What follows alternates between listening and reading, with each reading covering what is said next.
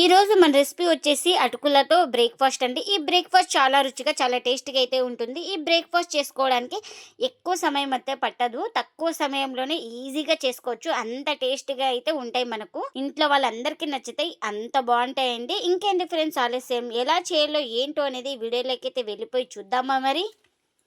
ఇంకా ముందుగా ఒక మిక్సీ జార్ అయితే తీసుకొని అందులోకి ఒక కప్పు ఓట్స్ అయితే వేసుకోవాలి. ఇంకా ఇప్పుడు ఇందులోకి 1.5 కప్పు దాకా బొంబాయి రవ్వనైతే వేసుకోవాలి. అదే సోజీ రవ్వ, ఉప్మా రవ్వ అంటారు కదండి, ఆ రవ్వనైతే వేసుకోవాలి. ఇంకా మిగిలిన 1/2 కప్పును కూడా వేసుకుంటున్నా. ఇంకా ఇప్పుడు మూత పెట్టేసుకొని స్మూత్గా గ్రైండ్ చేసుకోవాలి. ఇంకా గ్రైండ్ చేసుకున్న పౌడర్ని అయితే ఒక బౌల్ తీసుకొని ఇంకా అందులోకి అయితే వేసుకుంటున్నా. ఇంకా ఇప్పుడు ఇందులోకి రుచికి తగినంత సాల్ట్ని కూడా వేసుకోవాలి. ఇంకా సాల్ట్ వేసుకొని ఒకసారి మొత్తం ఇలా పిండిని అయితే బాగా కలుపుకోవాలి. అలాగే మనం కొంచెం కొంచెం వాటర్ వేసుకుంటూ చపాతీ పిండిలాగా బాగా తడుపుకోవాలి.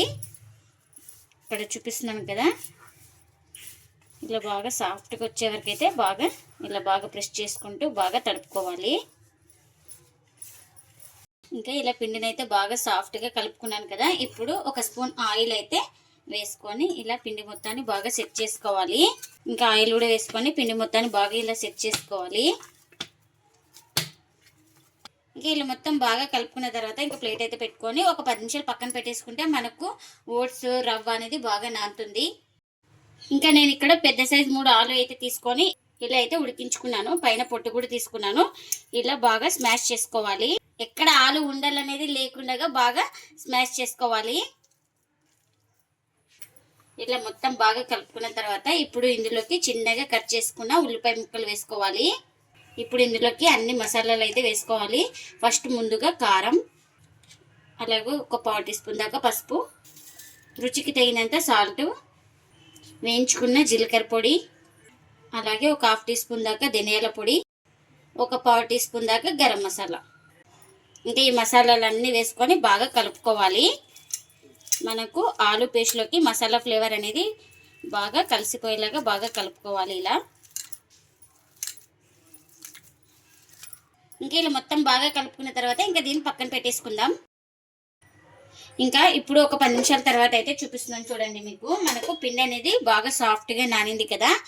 ఇంకా ఇప్పుడు ఒకసారి ఇలా బాగా చేతోటి ఒకసారి ఇలా బాగా కలుపుకొని మనకు ఏ సైజ్ కావాలో ఆ సైజ్ పిండి ముద్దను అయితే తీసుకోవాలి. నేను ఇక్కడ చూపిస్తున్నాను కదా, ఈ సైజ్ అయితే ఉండాలి మనకు.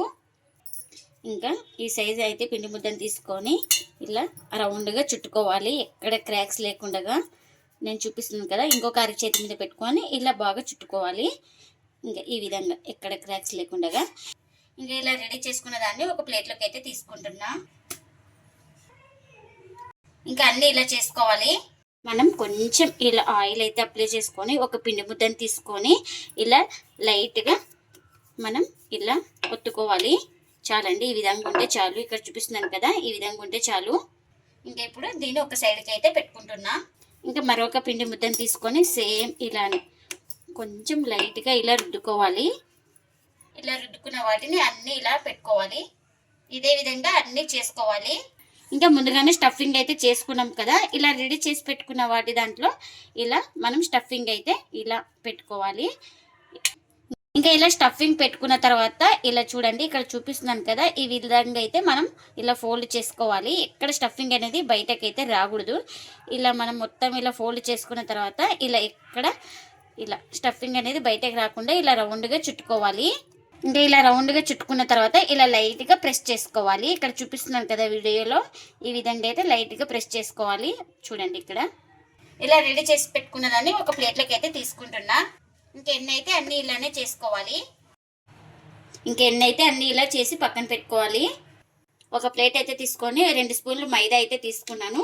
ఇప్పుడు ఇందులోకి ఒక 1/4 టీ స్పూన్ దాకా సాల్ట్ని అయితే వేసుకోవాలి. సాల్ట్ వేసి ఒకసారి మొత్తం ఇలా బాగా కలుపుకొని కాస్త వాటర్ అయితే వేసుకొని దీన్ని ఒక పేస్ట్ లాగా చేసుకోవాలి. ఎక్కడ ఉండలు లేకుండా బాగా కలుపుకోవాలి. ఇంకా ఇలా మొత్తం బాగా కలుపుకున్న తర్వాత ఇప్పుడు ఇందులోకి ఒక 1/4 టీ స్పూన్ దాకా పసుపు కూడా వేసుకొని బాగా కలుపుకోవాలి.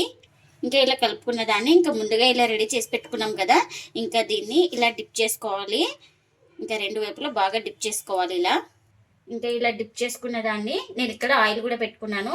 ఆయిల్ కూడా హీట్ అయింది. ఇంకా ఆయిల్లోకి అయితే వేసుకోవాలి.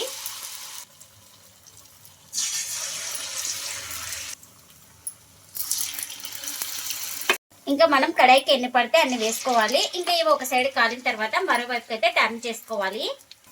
ఇంకా ఇలా ఒక సైడ్ కాలిన తర్వాత మరోవైపు అయితే ఇలా టర్న్ చేసుకోవాలి. ఇంకా వీటిని అటు ఇటు తిప్పుకుంటూ బాగా రెండు వైపులా బాగా క్రిస్పీగా వచ్చే వరకు అయితే ఫ్రై చేసుకోవాలి.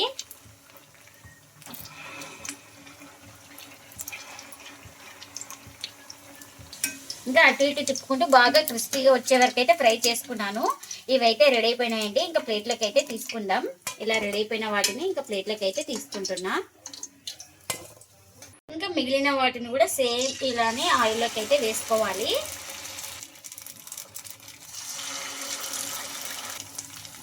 ఇంకా మనం కడాయికి ఎన్ని పడితే అన్ని వేసుకోవాలి. ఇంకా ఇలా కడాయికి ఎన్ని పడితే అన్ని వేసుకున్నాం కదా. ఇవి ఒక సైడ్ కాలిన తర్వాత మరోవైపుకి అయితే టర్న్ చేసుకోవాలి. ఇంకా ఒక సైడ్ కాలిన తర్వాత ఇలా మరోవైపుకి అయితే టర్న్ చేసుకోవాలి. చూడండి ఇలా నిదానంగా టర్న్ చేసుకోవాలి. ఇంకా వీటిని కూడా అటు ఇటు తిప్పుకుంటూ బాగా క్రిస్పీగా వచ్చే వరకు అయితే ఫ్రై చేసుకోవాలి. ఇంకా అన్నీ ఇలానే కాల్చుకోవాలి. ఎంతో టేస్టీగా ఉండే ఓట్స్ అలాగే రవ్వతో బ్రేక్ఫాస్ట్ అయితే రెడీ అయిపోయింది. ఇంకా ప్లేట్లకి అయితే సర్వ్ చేస్తున్నాయి. ఈ బ్రేక్ఫాస్ట్ వచ్చేసి చాలా రుచిగా చాలా టేస్టీగా అయితే ఉంటుంది.